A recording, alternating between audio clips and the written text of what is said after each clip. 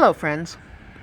Many people are on the road today as we commemorate Memorial Day on Monday. The town always does a display of flags, which, when they are waving, are quite dramatic and beautiful. Today, the rain has made them all a bit soggy. And somehow that kind of feels how I'm feeling lately. The land of the free and the home of the brave is in sad shape these days. I have been deeply shaken by the acts of violence committed in Texas on this past week at the school with the murder of 19 school children and 2 teachers. And the week before that, the killing of people because of their race in both in church in California and in a Tops grocery store in Buffalo. The land of the free and the home of the brave needs some work.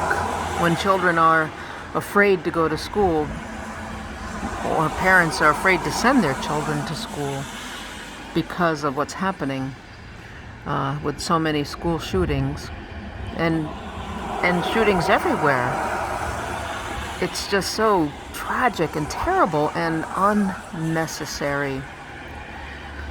We live in a country that is flawed because many political leaders get paid off by strong lobbies, and they won't do what would be right and just. And in this case, that would be to once again ban the use of AR-15 automatic rifles. There was a weapons ban a number of years ago, and when that ban expired and Congress did not reauthorize it, the number of mass shootings with those weapons went up dramatically. It's easy to find those statistics, and terrible. We need to do more than what we're doing. Our leaders need to hear from us as we say this is not what our nation should be about. And the Second Amendment is not about making sure everybody has weapons of war. An AR-47, an AR-15, those are weapons of war and are not meant to be in the hands of especially 18-year-olds. We may disagree on this, but what we can agree on is that these mass shootings are terrible and they don't have to happen.